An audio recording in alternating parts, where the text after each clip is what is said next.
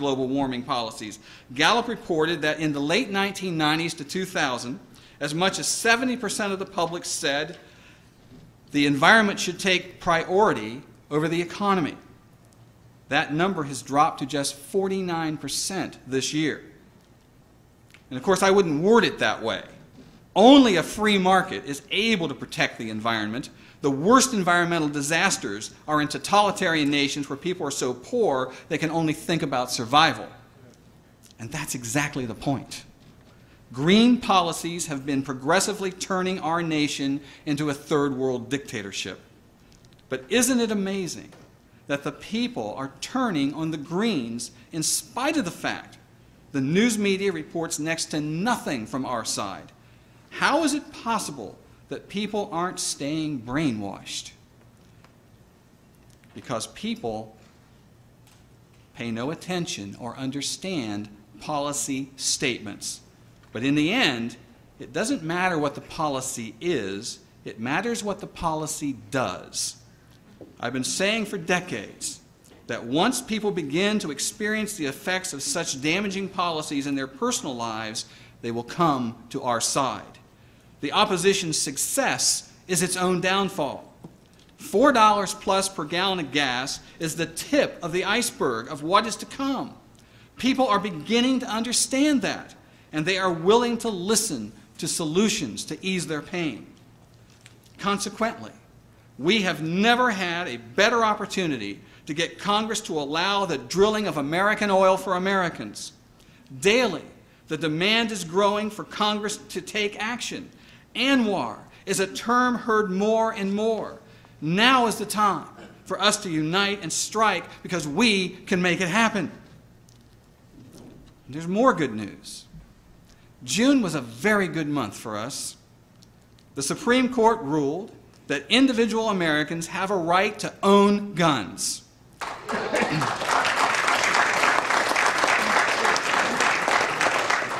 They struck down the age-old D.C. gun ban. We won the most important Second Amendment constitutional case in American history.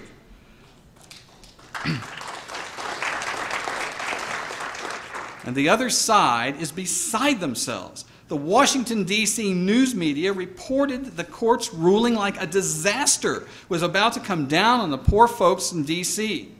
Every single local news broadcast in D.C., and I had to watch them, that night actually combined the report of the court's ruling with a memorial service that was being held for a young kid who had been gunned down in the streets.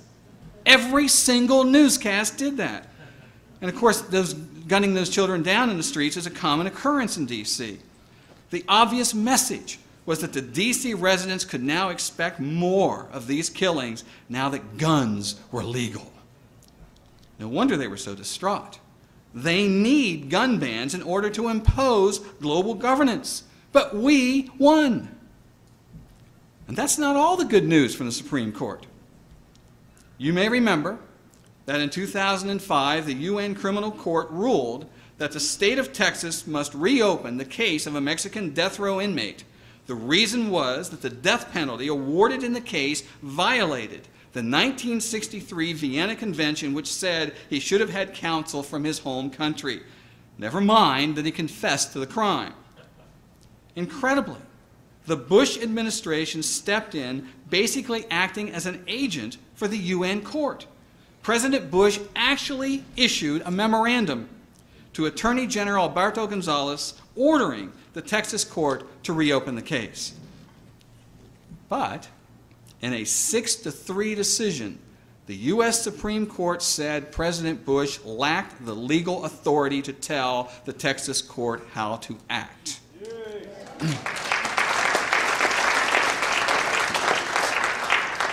However, that ruling has much more impact than just this case. It limits presidential power and the reach of international treaties, saying neither President Bush or the World Court has the authority to order a Texas court to reopen a case. It says the UN World Court does not govern over U.S. courts. States' rights, said the court, are preeminent.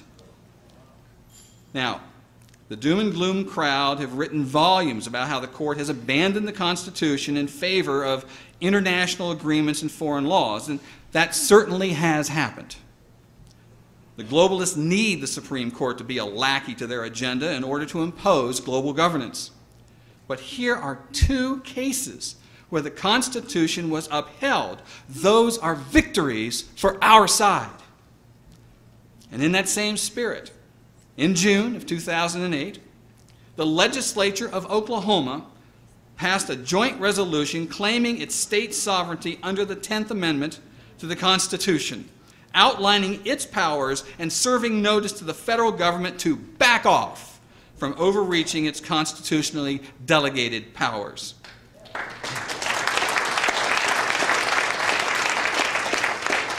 In Oklahoma, the revolutionary slogan, "Don't tread on me," is alive and well. Now, this is great news. It is a huge start for a nationwide trend. It paves the way for us to pressure other states to follow. It is the worst news for the global governance crowd and a huge step backwards. But you know what? The message that was attached to the email I received telling me that news said, "Yeah, this will last until the feds start taking away their highway funds." How do people live in such a black hole? Nothing is good enough for them. We are all doomed. Well, I think some people fail to understand how hot the fire of freedom burns in Oklahoma. And there's still more good news in the courts. As Dan told you, again in June, after 17 years of war in the courts, the Wayne Hage Fifth Amendment property rights takings case was finally won. This is a major precedent-setting case that recognizes ranchers' grazing and water rights that are equal to property rights. The case validates the Fifth Amendment takings clause that just compensation must be made in any takings and that private property is fundamental to the existence of our nation. The case can now be used to help save thousands of ranches across the West. And here's another victory you may not have heard about. For years, the internet has been full of fear-mongering about how martial law will be declared for some unstated reason, and that we freedom fighters will be transported by train to concentration camps and elections will be suspended. And there have been claims that George Bush is planning to do all of this as well as abolish this year's election so he can stay in office as a dictator. Well, first of all, I watched a recent interview with President Bush, and I got the distinct feeling that no one is looking forward to the election in his last day in office more than George W. Bush. But there was much ado about a revision in Congress, which was made in 2006 to the Posse Comitatus Act and the Insurrection Act to make it easier for the president to declare martial law. And yep, that did happen, and hence the fear. But what you may not have heard was that the Congress repealed those changes at the end of 2008, January 2008, as part of Public Law 110-181 or H.R. 4986. It was done very quietly and was hardly reported in the media. And while we rightly attack the media for not telling both sides of the story, those who daily feed the internet jungle drums with doom and gloom didn't bother to report that one.